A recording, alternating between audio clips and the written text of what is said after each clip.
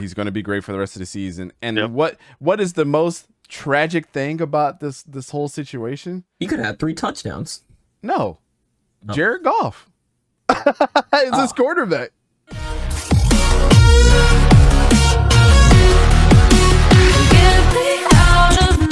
Who surprised us the most over the weekend? So, Don, we're going to go ahead and start with you first because you're going to end out the show for us. Yeah. Well, that's pretty easy. I'll stick with Eagles, and it was A.J. Brown. I mean, you got to look at the numbers. Hurts was 18 for 32, 243 yards. But out of those 18 completions, 10 were to A.J. Brown. He had 10 receptions, 155 yards. So the rest of the team had a total of 8 receptions and 88 yards. He set an Eagles record for most yards in a first game ever. So that was, I mean, I knew the guy was going to be good, but I didn't expect that. Wow. I like this one. He tied his career receiving record, and he did everything that everybody thought he was going to do. And I'm glad he didn't disappoint, because I know Eagles fans would have been going absolutely haywire if it was anything else. But I'm going to go with DeAndre Swift as my surprise player. For the simple fact is, I'm not going to downplay any of you guys' picks.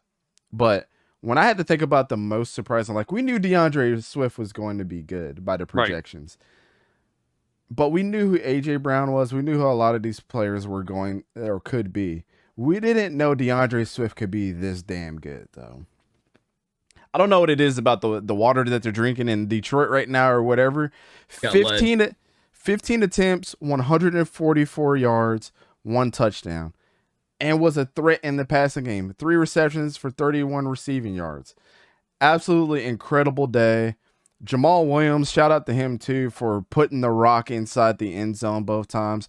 Their running back tandem, I might say it might be top 5. It might be top 5. They definitely are top 3 tandem after this week for sure. When you really look at it on paper, they're probably the best tandem if you're comparing it on paper right now. What is going on? Ready. Is my wife cooking something? Babe, you cooking something? You gonna sleep on the couch for that one? Are you cooking something? What the hell? Maybe my alarm just went off for no reason. There's a scrolls here. Mahomes. All right. Saquon Barkley, come on, man. Give credit to that kid from the Bronx. Yeah, I mean, yeah, he was a good one too. But the thing is, BKO, we knew Saquon Barkley had the talent. Can you smell what the wife is cooking? You some man. I'm not even gonna read that comment, Logan, but that's hilarious. But yeah, DeAndre Swift, man, is great.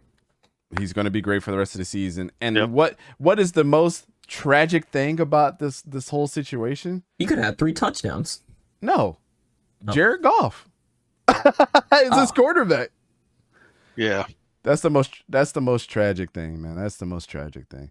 But Sora, who was your player to watch? So I guess I'm the only one coming out of the He's about to do Eagles a scroll thing right now. Lions game.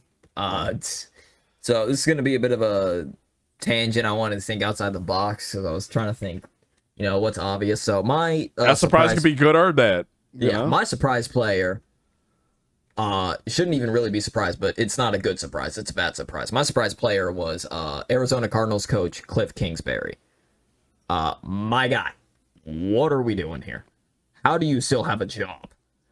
I want to read some of Cliff Kingsbury's end of the season resume. So, for Texas Tech in 2013, lost 5 of the last 6.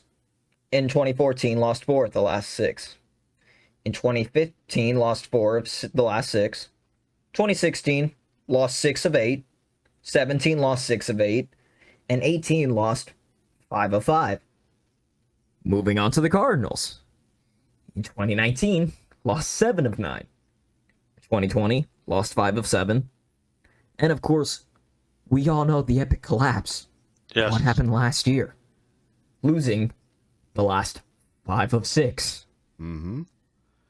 Quarterback Kyler Murray's second year in 2020, the team started off 5-2. Before again losing 6 of their last 9, failing to make the playoffs, finishing 8-8 overall.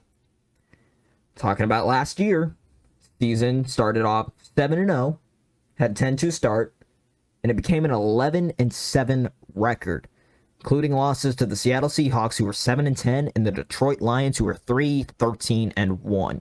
Facts. The Lions finishing with the second worst record. And again, let's not all forget about that playoff performance. The fact that Cliff Kingsbury still has a job amazes me. I mean, he said, amazing. Yeah. After that last performance, I'm already starting to look at other candidates. It boggles my mind, and I know Cardinal fans are gonna agree with me because I've seen it all over the place. They're already asking for Kingsbury's head. And while we're talking about the Cardinals, honorable mention, Kyler Murray. What is we doing, my guy? Go back to playing baseball. Go back to playing Call of Duty. I know this game wasn't totally his fault, but I just want to say right now, I better hear nobody ever talk about Kyler Murray being a top 10 quarterback. I'm arguing top 15. I don't want to hear anybody ever say that again. Cliff Kingsbury. Get it together, man. Well, you know, Cliff Kings, I'm not as hard on Cliff Kingsbury as I am on Kyler Murray. Now people will realize why I put Kyler Murray outside of my top 15. Slowly but surely. And if you haven't watched Coach JB break down some of the tape of Kyler Murray and how terrible he was, I don't know what else to tell you. Just go check out Coach Jason Brown from Last Chance U. He has a podcast. His Twitter is hilarious. He's a funny guy. Here goes my fire alarm again. Not the old bag. It only does it for a second and then it goes off. I have no idea what's going on. Scrolls, man. That's the hot takes we're coming up with. But yeah, man, I couldn't agree with you more. That was thinking outside the box. Yeah. He was a surprise, but I don't know why it says Don's most surprising player, but you know, it is what it is. That was Soares, but and like I even said real quick before we get on to this, but like I said at our record prediction when we were talking about the Cardinals, don't be surprised if they don't win a single game with D-Hop on suspension.